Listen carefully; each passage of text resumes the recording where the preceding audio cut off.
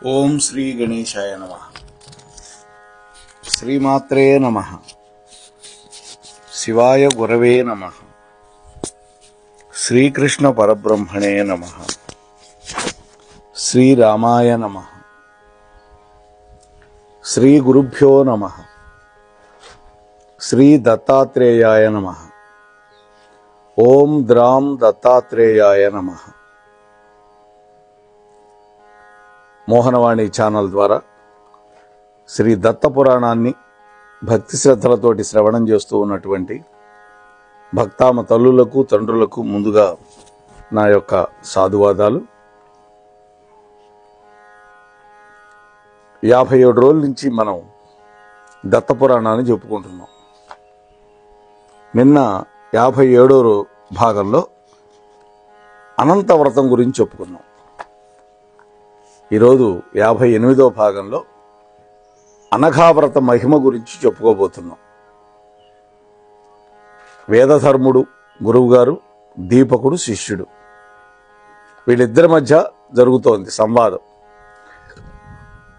దీపకుడు అడుగుతున్నాడు, ఓ గురుదేవా, దత్తదేవుని గురించి ఇంకా తెలుసుకోవాలనుంది. ఆ తరువాత శ్రీకృష్ణుడికి ధర్మరాజుకి మధ్య ఇంకా ఏం సంభాషణ జరిగింది, ఆ రహస్యాలు కూడా చెప్పండి అని అడిగాడు.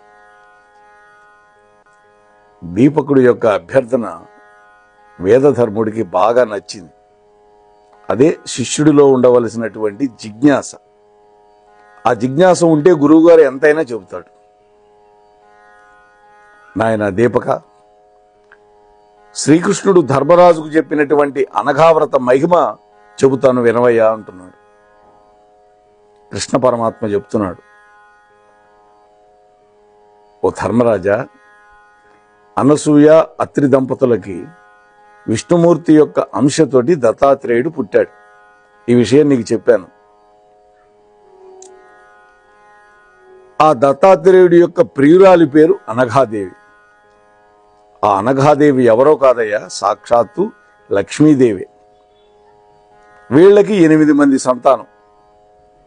ఆ 8 మంది ఎవరో కాదు, అష్టసిద్ధులే వీళ్ళకి సంతానంగా పుట్టారు. అవధూతలకి సిద్ధులు వస్తాయి సాధన వల్ల. ఆ సిద్ధులే అణిమాది అష్టసిద్ధులు అని పిలుస్తాం. అడిమ, గరిమ, మహిమ, లఘిమ, ప్రాప్తి, ఈశత్వం, వసిత్వం, ఇటువంటివి.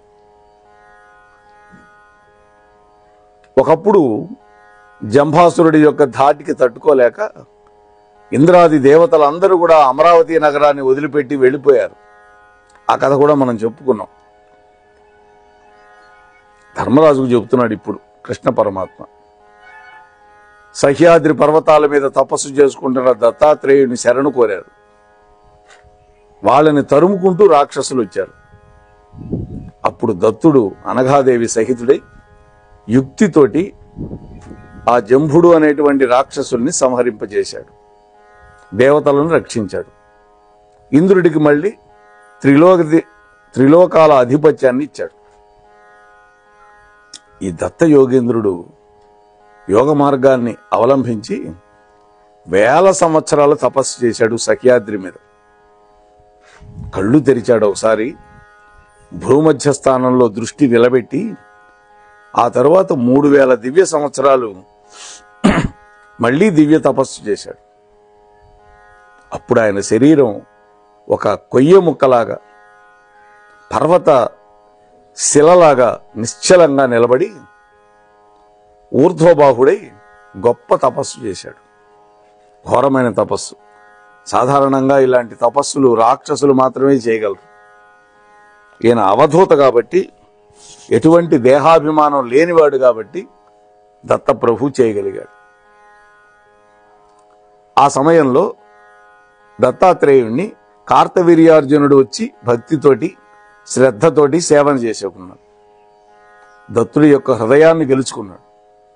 అనేక దివ్య వరాలు కూడా పొందాడు.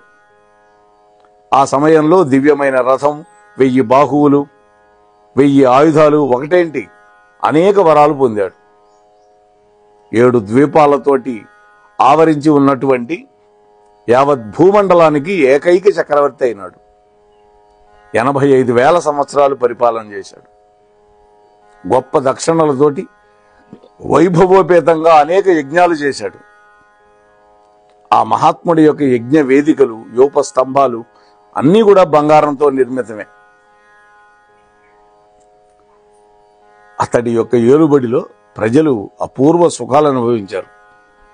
ఏ కష్టం వచ్చినా తలుచుకున్నంత మాత్రాన దత్తాత్రేయుడు ప్రత్యక్షమయ్యేవాడు. అలాంటి వరాలు ఇచ్చాడు. వాళ్ళని ఆదుకునేవాడు. ఒక్కసారిగా 7 దీవుల్లో కూడా ఎక్కడైనా ఎవరైనా సరే స్మరణ మాత్రం వల్ల ప్రత్యక్షమయ్యేవాడు. వాళ్ళ బాధలు కష్టాలు తీర్చేవాడు. అంతేకాదు, తానే పశువులను కాసేవాడు. తానే మేఘాధిపతి అయి వర్షాలు కురిపించేవాడు. ఇలాంటి అద్భుతమైన శక్తులు అనేకం ఇచ్చాడు దత్తస్వామి కార్తవీర్యార్జునుడికి. అంతేకాదు, యోగ మార్గంలో కూడా గొప్ప నిష్ణాతుణ్ణి చేశాడు. అంతేకాకుండా వాసుకి తమ్ముడైనటువంటి కర్కోటకుడు అంతటి వాడిని తెచ్చి ఈ కార్తవీర్యార్జునుడు తన రాజధాని అయినటువంటి మాహిష్మతి నగరాన్ని కాపలా పెట్టాడు. అంతేకాదు, ఎండాకాలంలో ఒకసారి అంతఃపుర కాంతలతో కలిసి నర్మదా నది జలాలలో జలకాలాడుతున్నాడు. నీళ్లు తక్కువగా ఉండటం వల్ల తన 1000 బాహువులని ఒక వారధిగా చేసి నర్మదా నది యొక్క ప్రవాహానికి అడ్డుకట్టేశాడు. ఆ ప్రవాహం వెనక్కు మళ్ళింది. ఆ ఎగువన పార్థివలింగాలకు అర్చన చేసుకున్న రావణాసురుడి యొక్క పార్థివలింగాలన్నీ ముంచేసినాయి ఆ నదీ జలాలు.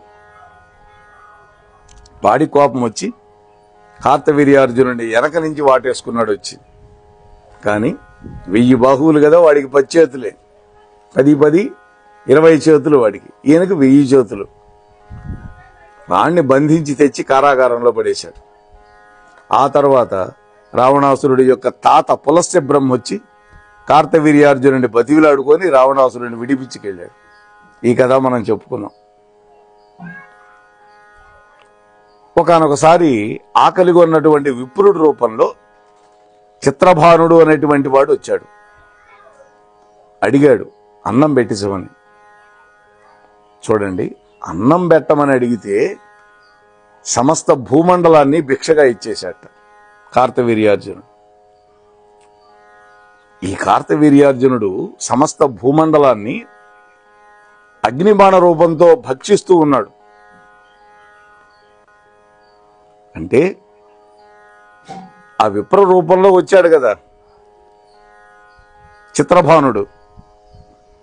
ఆయన దహించేస్తున్నాడు భూమండలాన్ని. కానీ దానం చేశాడు కదా, అందువల్ల చూస్తూ నిలబడ్డాడు. అప్పుడు వశిష్ఠ మహర్షి వచ్చి తన యొక్క తపో దీక్ష, తపో శక్తి ఉపయోగించి పరిస్థితి గమనించి కార్తవీర్యార్జునుడిని శపించాడు. ఏమని? బ్రాహ్మణ బాలుడైనటువంటి భార్గవరాముడి చేతిలో నీ యొక్క సహస్ర బాహువులు ఖండింపబడి నీ శిరస్సు కూడా ఖండింపబడుతుంది అని శపించాడు. అంటే దత్తాత్రేయుడి నుండి తాను వరంగా పొందినటువంటి మరణ విధానం కూడా అదే. దానికి ఈ శాపం సరిపోతోంది. అందుకని కార్తవీర్యార్జునుడు సంబరపడ్డాడే గాని దిగులు పడ్డా. ఇంతటి మహామహిమాన్వితమైనటువంటి మహాయోగి కార్తవీర్యార్జునుడు. దత్త స్వామి యొక్క దయ వల్ల మానవ లోకంలో ప్రవేశపెట్టినటువంటి ప్రసిద్ధమైనటువంటి మహావ్రతమే ఈ అనఘాష్టమి వ్రతం.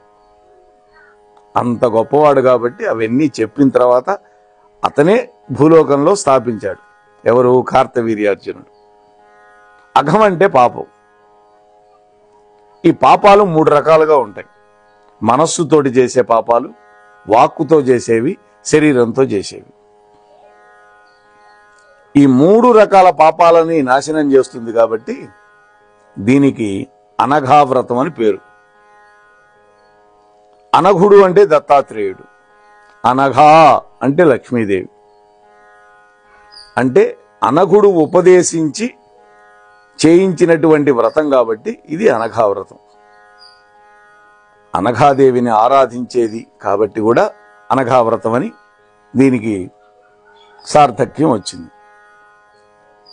ఏ తిథి నాడు ఏ సమయంలో ఎలా ఈ వ్రతం చెయ్యాలో చెప్పమని ధర్మరాజు అడిగాడు.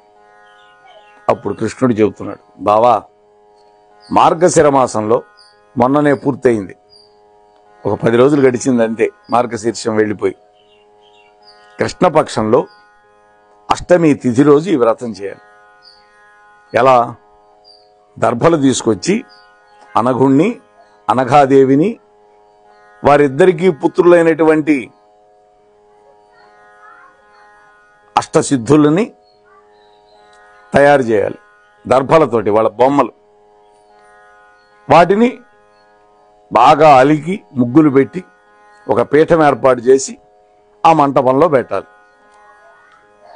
తర్వాత వ్రతం చేసేటటువంటి కర్త తెల్లవారుజామునే లేచి భార్యతో కలిసి చక్కగా స్నానాలు సంధ్యావందనాది క్రియలన్నీ పూర్తి చేసుకొని తోరం కట్టుకొని వ్రత దీక్ష స్వీకరించాలి. ఆ తరువాత భక్తి ప్రపత్తులతోటి ఈ దర్భలతో చేసినటువంటి ఆకారాలకి 16 ఉపచారాలతో పూజలు చేయాలి. ఆ తరువాత ఋగ్వేదోక్తమైనటువంటి మంత్రాలతోటి అనఘా రూపంలో ఉన్నటువంటి లక్ష్మీదేవిని, అనఘుడు రూపంలో ఉన్నటువంటి దత్తాత్రేయ స్వామిని ధ్యానించి స్తోత్రాలు చేయాలి. ఆ తరువాత ఆ ఋతువులో దొరికేటటువంటి కందమూలాలని, సుగంధ పరిమళ భరితమైనటువంటి పువ్వులని ఉపయోగించాలి. ఆ తర్వాత ధూపం, దీపం, నైవేద్యం, ఈ 3 ఉపచారాలు చేయాలి. ఇవన్నీ పూర్తయిన తర్వాత బంధుమిత్ర పరివారానికి, బ్రాహ్మణులకి చక్కటి విందు భోజనం ఏర్పాటు చేయాలి. దీన్ని సమారాధన అంటారు. అలాగే ఆ వచ్చిన వాళ్లలో మరికొంతమంది ఈ వ్రతాన్ని స్వీకరించేటట్లుగా ప్రయత్నం చేయాలి. అప్పుడు వ్రత సమాప్తి అవుతుంది. అలాగే ఆ పూజ చేసినటువంటి అష్టమి రోజు రాత్రి నటులు, నర్తకులు, గాయకులు, హరికథలు చెప్పే వాళ్ళని అందరినీ పిలిపించి ఇవన్నీ చేత కాకపోతే భజనతోటి జాగరణ చేయాలి. భజన కాలక్షేపం, అంతేగాని 1 టికెట్కి 2 సినిమాలని దిక్కుమాలిన పనులని చేయకూడదు. నవమి నాటి ఉదయం పూట అనఘాస్వామికి మళ్ళీ పునఃపూజ చేసి నివేదన పెట్టి అప్పుడు ఉద్వాసన చెప్పాలి. ఆ పైన దర్భలతో తయారు చేసినటువంటి ఆ ఆకారాలని, అలాగే పూజ చేసినటువంటి పత్రములు, పుష్పాలు, ఈ నిర్మాల్యాన్ని భద్రంగా తీసుకెళ్లి ప్రవహించేటటువంటి నదిలో గాని, కాలవలో గాని, చెరువులో గాని, లేదా ఒక బావిలోనైనా సరే నిమజ్జనం చేయాలి. ఎక్కడ పడితే అక్కడ తొక్కే చోట వేయకూడదు. ఇవేవి అందుబాటులో లేకపోతే మన యొక్క పూల తోట ఉంటుంది కదా, పూల చెట్లు, ఆ చెట్ల పాదుల్లో కలపాలి. నీళ్లు పోస్తే అదే కుళ్ళి ఇదైపోతుంది. అంతేగాని రోడ్ల మీద పారేయటం, కసువు ఊడ్చేవాళ్ళు తీసుకెళ్తారులే అనుకోవటం, ఇలాంటి పనులు ఎప్పుడూ భగవన్ నిర్మాల్యంతో ఆటలాడుకోకూడదు. ఇది గుర్తుపెట్టుకోవాలి.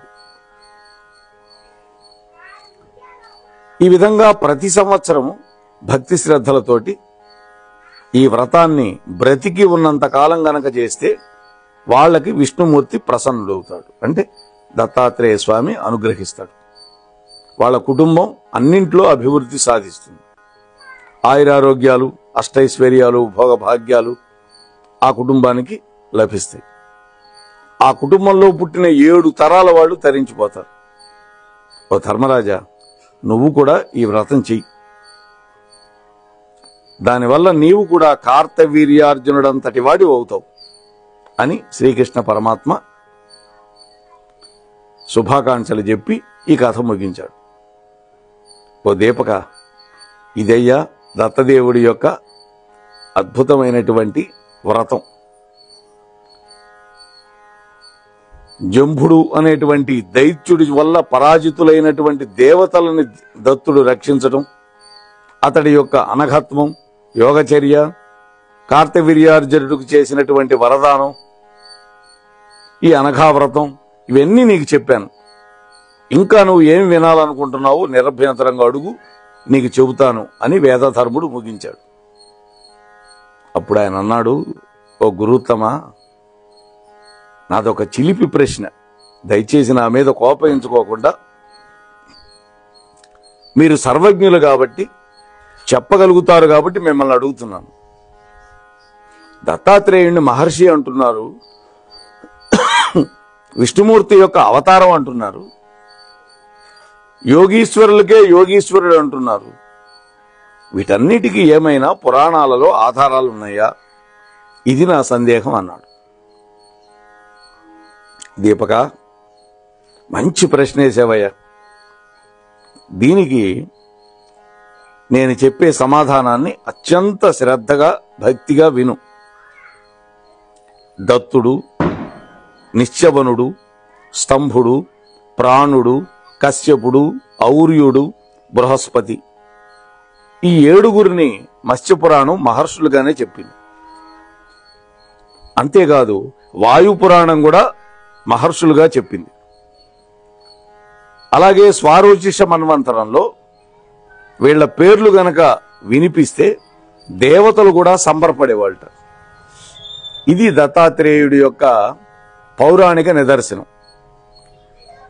ఇక అవతార విషయంగా ప్రమాణం చూపిస్తాను, ఆలకించు. మత్స్యపురాణంలో నారద మహర్షికి నందీశ్వరుడు విభూతి ద్వాదశి వ్రతం గురించి వివరిస్తూ ప్రతిమాసమూర్తి భేదన పూజగా విష్ణుమూర్తికి 12 అవతారాలు చెప్పాడు. దాంట్లో దత్తాత్రేయుణ్ణి రోకలి ఆయుధాన్ని గ్రహించి ఒక అవతారంగా చెప్పాడు. అలాగే వ్యాసుణ్ణి కూడా ఒక అదనపు అవతారంగా చెప్పాడు. అంటే 12 నెలలు సంవత్సరానికి, నెలకొక్కరుగా 12 మందిని 12 నెలలు ఆరాధించాలని ఈ విభూతి ద్వాదశి వ్రతం యొక్క సారాంశంగా చెప్పాడు నారదుల వారు. అలాగే శ్రీమద్భాగవతం 11వ స్కంధంలో గనక చూస్తే నిమిచక్రవర్తికి ద్రుమిళుడు అనేటువంటి ఆయన విష్ణుమూర్తి యొక్క మహిమలను చెబుతూ జగత్ కళ్యాణం కోసం విష్ణుమూర్తి హంస, దత్త, సనత్కుమార, వృషభుడు మొదలైన అవతారాలు ధరించాడని చెప్పాడు. ఇదే భాగవతంలో 6వ స్కంధం గనక చూస్తే 8వ అధ్యాయంలో నారాయణ కవచం చెప్పారు. అందులో ఉగ్రధనుడైనటువంటి శ్రీమన్నారాయణుడు ఏం చెప్పాడు? నన్ను అఖిల ప్రమాదాల నుండి కాపాడుగాక అని ఆ స్తోత్రంలో ఉంటుంది. యోగనాథుడైనటువంటి దత్తాత్రేయుడు నన్ను సమస్త యోగాలు ఇచ్చి బ్రోచుగాక. కపిలుడైనటువంటి గణేశుడు కర్మబంధాల నుండి నన్ను తప్పించుగాక. ఈ విధంగా సాగుతుంది ఆ కవచం, నారాయణ కవచం. దీన్ని బట్టి నారాయణాంశ సంభవుడు దత్తాత్రేయుడు అని మనకి స్పష్టమైపోతుంది. దీపక, తెలిసింది కదా దత్తాత్రేయుడి యొక్క మహర్షిత్వం, అవతారతత్వం. అందువల్ల నీలో కలిగినటువంటి చిలిపి సందేహాలను విడిచిపెట్టు, బుద్ధిగా దత్తాత్రేయ ప్రభువుని ఆరాధించు అన్నాడు వేదధర్ముడు. అప్పుడు వేదధర్ముడికి చెప్పాడు దీపకుడు, ఓ గురుత్తమా, నిజంగా ఇది నాకు కలిగిన సందేహం కాదు. భవిష్యత్తులో ఇలాంటి విపరీత బుద్ధులు కలిగినటువంటి వాళ్ళు పుడతారు, వాళ్ళు ఇటువంటి పెడసరపు ప్రశ్నలు వేస్తారని ఊహించి ముందుగానే సర్వజ్ఞులైనటువంటి మీలాంటి వాళ్లతోటి సమాధానాలు రాబట్టుకుని లోకానికి వెల్లడి చేయాలి అని నేను అనుకున్నాను. లేకపోతే రాబోయే ముందు కాలాల్లో ఈ ప్రశ్నలు ప్రశ్నలుగానే మిగలచ్చు. సరే గాని గురుదేవా, నీ ముఖపద్మం నుండి జాలివారేటటువంటి ఈ కథ అనేటువంటి మకరందం జన్మ, జర, వ్యాధి, మృత్యువును కూడా నివారిస్తుంది. ఇంతటి అదృష్టానికి నోచుకున్నందుకు నా జన్మ చరితార్థమైంది. నా మీద అనుగ్రహంతో మీకు సేవలు చేయాలనే మిషతోటి నన్ను ఈ కాశీక్షేత్రానికి తీసుకొచ్చారు. స్వామి, మీ అంతటి మీరు అన్నీ చేసుకోగలరు, కానీ నాకు అవకాశం ఇచ్చారు, నన్ను ధన్యుణ్ణి చేశారు. అయితే అంత గొప్ప కార్తవీర్యార్జునుడిని కూడా సంహారం చేయగలిగినటువంటి భార్గవరాముడి గురించి నేను తెలుసుకోవాలనుకుంటున్నాను, నన్ను అనుగ్రహించండి అని ప్రశ్నించాడు. నాయనా, నేను కూడా చెబుదామని అనుకుంటున్నాను, ఇంతలోకి నువ్వే అడిగావు. భారతంలో వ్యాసమునీంద్రుడు రచించినటువంటి భార్గవరాముడి యొక్క చరిత్రను క్లుప్తంగా చెబుతాను విను అని వేదధర్ముడు చెప్పటం మొదలుపెట్టాడు. మరి ఆ భార్గవరాముడి యొక్క దివ్యమైనటువంటి చరిత్రని రేపటి రోజు దత్తాత్రేయ స్వామి యొక్క అనుగ్రహంతో మనం చెప్పుకునే ప్రయత్నం చేద్దాం. అంతవరకు మీ వద్ద సెలవు తీసుకునే మీ ధర్మవరపు వెంకటరమణ. స్వస్తి. ఇంతవరకు మన ఛానల్కి ఎవరైనా సబ్స్క్రైబ్ చేసుకోకపోతే ఇప్పుడే ఈ క్షణమే సబ్స్క్రైబ్ చేసుకుని ఆ పక్క నుండి బెల్ బటన్ మ్రోగించి మమ్మల్ని ప్రోత్సహిస్తారని మనస్ఫూర్తిగా కోరుకుంటూ, సర్వే జనా సుఖినో భవంతు, లోకా సమస్త సుఖినో భవంతు. ధన్యవాదాలు. స్వస్తి.